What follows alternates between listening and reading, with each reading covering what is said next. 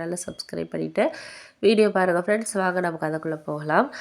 அதுக்கப்புறம் வந்து நான் என் கணவர்கிட்ட இந்த விஷயத்த வந்து சொல்லணும் அப்படின்னு சொல்லிட்டு நான் யோசித்தேன். ஆனால் வந்து இது பண விஷயமா இருக்கிறனால வந்து அவர் என்ன யோசிப்பாரோ, நம்ம ஃப்ரெண்டுக்கிட்ட இந்த மாதிரி நம்ம வந்து பணம் வாங்கி கொடுத்துட்டோம், அவருக்கு தெரியாமல் இந்த விஷயத்த செஞ்சதுக்கப்புறம் நம்ம வந்து இப்போ என்ன பண்ணுறது அப்படின்னு சொல்லிட்டு ஒரு குழப்பத்திலே தான் இருந்தேன்.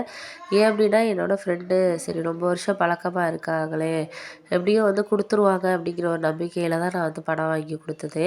ஆனால் அவங்க வந்து எப்படின்னா என்ன வந்து ஏதோ வந்து நான் என்னமோ வாங்கி எடுத்துக்கிட்டது மாதிரி வந்து அவங்க ஒரு சில விஷயங்கள் வந்து ஃபோன் அடித்தாலும் எடுக்கிறதில்ல.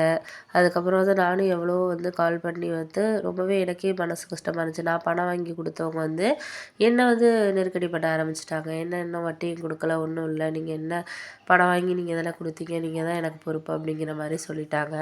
நானும் எவ்வளோ ட்ரை பண்ணி பார்த்தேன். அந்த நேரத்தில் என்னால் என்ன பண்ணுறது ஒன்றுமே புரியலை. அதனால் சரி நம்ம ஹஸ்பண்டுக்கிட்டே வந்து நம்ம சொல்லிடுவோம். இதுக்கு மேலே வந்து இவர்கிட்ட வந்து சொல்லாமல் இருந்தோம்னா நாளைக்கு ஏதாச்சும் ஒரு பிரச்சனைனா நம்மளை பேசுவார் அப்படின்னு சொல்லிட்டு ஒரு பயத்தோடு தான் இருந்தேன். அப்போ தான் அவர் ஆஃபீஸ் போயிட்டு வந்திருந்தார். அப்போ தான் நான் சொல்லலாம் அப்படின்னு சொல்லிட்டு இது பண்ணோடனே அவர் என்ன சொல்லிட்டாருன்னா, வாடகைக்கு இந்த மாதம் வந்து கொஞ்சம் லேட்டாக தான் ஆகும், சம்பளம் கொஞ்சம் லேட்டாக போடுறேன்னு சொல்லியிருக்காங்க. வாடகை வந்து நம்ம கொஞ்சம் ஒரு 15ஆம் தேதிக்கு மேலே இந்த மாதம் மட்டும் ஓனர்கிட்ட வந்தாருன்னா நீ பேசு அப்படின்னு சொல்லிட்டு சொல்லிகிட்டு இருந்தார். அப்போயே எனக்கு கொஞ்சம் பயமாக இருந்துச்சு. என்னடா அவர் வாடகைக்கே பணம் இல்லை, இது மாதிரி பேசுகிறாரு, நம்ம இதை சொன்னோன்னா என்ன ஆகும் அப்படின்னு சொல்லிட்டு கொஞ்சம் மனசு கொஞ்சம் கவலையாகவே இருந்துச்சு. அப்புறம் அவரே கேட்டார், ஏன் ஒரு மாதிரி முகமே உனக்கு சரியில்லை, என்னாச்சு, என்ன விஷயம், எதாக இருந்தாலும் சொல்லு, நீ ஒரு வாரமாகவே சரியில்லை, நானும் கேட்கணுன்னு தான் நினச்சிட்டு இருந்தேன், சரி உடம்பு முடியல போல இருக்குது அப்படின்னு சொல்லிட்டு தான் நான் எதுவும் கேட்கல. ஆனால் இப்போ தான் சரி ஒரு வாரமாகவும் இப்படி இருக்கே, என்ன பிரச்சனை, ஏதோ சொல்லணும்னு நினைக்கிறேன் ஆனால் சொல்ல மாட்டேங்கிறேன், எதாக இருந்தாலும் என்கிட்ட சொல்லு அப்படின்னோடனே, இல்லைங்க உங்களுக்கு தெரியாது ஒன்றும் கிடையாது, எனக்கு வந்து ஃப்ரெண்டு இருக்காள்ல ரேகான்னு, அவள் கிட்டத்தட்ட எனக்கு 7-8 வருஷம் பழக்கம், உங்களுக்கு தெரியல, பணம் வாங்குவேன் அதுக்கப்புறம் கொடுப்பா, அந்த மாதிரி எனக்கும் ஹெல்ப் பண்ணியிருக்கா, நானும் திருப்பி கொடுத்துருக்கேன் அவள்கிட்ட.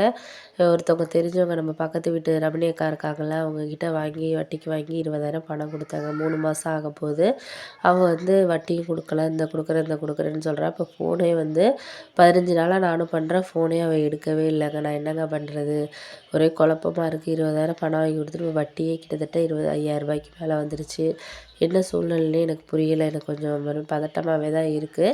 இருந்தாலும் வந்து எனக்கு இதை யாருக்கிட்ட சொல்கிறது, உங்கள்கிட்ட வந்து தெரியாமல் தான் நான் வாங்கி கொடுத்தேன். அவள் வந்து ரொம்ப அர்ஜென்ட்டாக பேசினாரு. யார் என்கிட்டலாம் சொல்கிறது கிடையாது, உன் இஷ்டத்துக்கு எதாக இருந்தாலும் பண்ணுற, என்ன தான் நீ ஒரு இதாகவே மதிக்கிறதே கிடையாது, அப்புறம் எதுக்கு நான் இங்கே இருக்கிறேன் அப்படி இப்படின்னு சொல்லிட்டு அவர் பேசினார். நான் வந்து இருந்தாலும் என்னங்க பண்ணுறது, நான் வந்து ரொம்ப ஒரு மாதிரி குழந்தைக்குன்னு சொன்னதுனால தான் வந்து ஹாஸ்பிட்டல் செலவுன்னு சொன்னதுனால தான் நான் வாங்கி கொடுத்தேன், இல்லைன்னா நான் வாங்கி கொடுத்துருக்க மாட்டேங்க, உங்கள்கிட்டே சொல்லியிருப்பேன் அப்படின்னோடனே, சரி சரி கொஞ்சம் பொறுமையாயிரு, நாளைக்கு அவங்க வீட்டுக்கு போய் பார்க்கலாம் அப்படின்னோடனே, எங்கே அந்த ஏரியாவில் தானே இருக்காங்க அப்படின்னோடனே, ஆமாங்க இங்கே தான் இருக்காங்க, ஆனால் ஃபோனை வந்து எடுக்கவே மாட்டேங்கிறேன், நானும் எவ்வளோ வந்து கிட்டத்தட்ட ஒரு 20 நாளாகவே நான் ட்ரை பண்ணிக்கிட்டே தான் இருக்கேன் டெய்லியும், ஆனால் இங்கேருந்து போகிறதுக்கு ஒரு 1/2 கிட்ட ஆகும், அதனால தான் நான் வந்து போகாமல் சரி பார்ப்போம் என்ன தான் பண்ணுறான்னு பார்ப்போம் அப்படின்னு சொல்லிட்டு தான் இருந்தேன். ஆனால் வந்து 20 நாளாகவும் ஃபோன் எடுக்காத பார்த்துட்டு பணத்துக்காக தான் வந்து இது பண்ணுறாப்புல இருக்குது அப்படின்னு யோசிச்சுட்டு தாங்க எனக்கு கொஞ்சம் பயமாயிட்டு. அப்படின்னோடனே, நீ ஒன்றும் கவலைப்படாத, எதையும் போட்டு மனசை போட்டு குழப்பிக்காத, பார்ப்போம் வேறு வழி இல்லை, எதாக இருந்தாலும் நம்ம வந்து சமாளித்து தான் ஆகணும் அப்படின்னு சொல்லிட்டு, மறுநாள் நாளைக்கு எனக்கு ஞாயிற்றுக்கிழமை லீவு தான் ஆஃபீஸு, நம்ம 2 பேருமே போவோம், குழந்தைய கொண்ட உங்கள் அம்மா வீட்டில் விட்டுட்டு உங்கள் அம்மாகிட்டலாம் அந்த விஷயத்தையெல்லாம் சொல்லிகிட்டு இருக்காத, அவங்க பேசுவாங்க, அவங்கள்ட்ட ஏதாச்சும் வந்து வெளியே வேலையாக போகிறோம் அப்படின்னு சொல்லிட்டு போவோம், போயிட்டு அவங்க வீட்டிலேயே போய் பார்ப்போம் என்ன ஏது சூழ்நிலை அப்படின்னு சொல்லிட்டு பார்த்துட்டு அப்புறம் முடிவு பண்ணுவோம், அவசரப்படாத அப்படின்னாங்க. அதுக்கப்புறம் வந்து சரின்னு சொல்லிட்டு மறுநாள் எனக்கு காலையிலேயே கொஞ்சம் சீக்கிரமாகவே 8 மணிக்கே கிளம்பிட்டோம். அம்மா வீட்டுக்கு போயிட்டு அங்கேயே சாப்பிட்டுட்டு அம்மா வீட்டில் வந்து குழந்தை பையனை விட்டுட்டு அதுக்கப்புறம் அங்கேருந்து கிளம்புனோம். அங்கேருந்து ஒரு 1 மணி நேரம் ஆணுச்சு அம்மா வீட்டிலேருந்து. அவங்க வீட்டுக்கு எதுக்க போய் நின்னோன்னா, அவங்க மாமியார் வந்து வாம்மா வாம்மா அப்படின்னு சொன்னாங்க.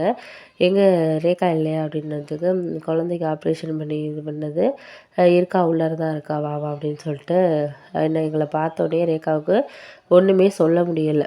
ஒன்றுமே சொல்ல முடியாமல் அப்படி அமைதியாகவே நின்றுட்டு இருந்தா. அதுக்கப்புறம் அவர் ஹஸ்பண்டும் இருந்தார். அதுக்கப்புறம் தான் என் ஹஸ்பண்ட் பேசினார். இது உங்களுக்கே நல்லா இருக்காங்க ஏதாச்சும் அப்படின்னு சொல்லி கேட்டோன்னா, அவருக்கு ஒன்றுமே புரியல. அவர் ஹஸ்பண்டுக்கு எதுவுமே புரியலை என்ன விஷயம் அப்படின்னதுக்கு, இது மாதிரி வந்து சசி வந்து 20,000 வந்து அவங்க குழந்த அந்த ஹாஸ்பிட்டல் செலவுக்காக கடன் வாங்கி 3 மாதத்துக்கு முன்னாடியே கொடுத்துருக்கா. ஆனால் இவங்க வந்து வட்டியும் கொடுக்கல, ஒன்றுமே கொடுக்கலங்க. இவங்க பாட்டுக்கு வந்து ஃபோனே 20 நாளாக அவள் ஃபோன் அடிச்சிட்டு இருக்கா, எடுக்கவே இல்லை. அதனால வந்து எங்கள் ஃபேமிலியில் வந்து நேற்று வந்து அந்த பக்கத்து வீட்டில் காசு வாங்கினவங்க வந்து எனக்கும் இந்த விஷயம் எதுவுமே தெரியாது, பணம் வாங்கினது. நேற்று வந்து அவங்க பேசிட்டு போனதுக்கப்புறம் தான் எனக்குமே எல்லா விஷயமே தெரிஞ்சிச்சு. ஒரு ஃபோன் எடுத்து இது மாதிரி லேட்டாக தரேன், இல்லை ஏதாச்சும் ஒரு ரீசன் நீங்கள் சொல்லணுமா இல்லையா? அவங்க ஃப்ரெண்டுன்னு நம்பி தானே வாங்கி கொடுத்துருக்கா. நாங்களும் வாடகை வீட்டில் தானே இருக்கிறோம், எங்கள் நிலமையை கொஞ்சம் யோசிச்சு பார்க்கக்கூடாதா? நானும் வந்து சாதாரண மேனுஃபேக்சரிங்கில் தான் வேலை பார்க்குறேன், அவளும் வீட்டில் வேலை இல்லாமல் குழந்தைய பார்த்துக்கிட்டு இருக்கா, கொஞ்சம் நீங்கள் அதெல்லாம் யோசிக்கக்கூடாதாங்க அப்படின்னோடனே, அதுக்கப்புறம் ஹஸ்பண்டுக்கு வந்து சாரி சார், இதெல்லாம் எனக்கு தெரியாது, இவன் வந்து ஏதோ வீட்டில் தெரிஞ்சவங்ககிட்ட வாங்கினேன்னு சொல்லி தான் எனக்கு கொடுத்தா, இப்போ 50,000 செலவானுச்சு, நீங்கள் ஒன்றும் இது பண்ணிக்காதீங்க அப்படின்னு சொல்லிவிட்டு அப்புறம் வீட்டுக்குள்ளே இருந்துட்டு போயிட்டு அந்த 3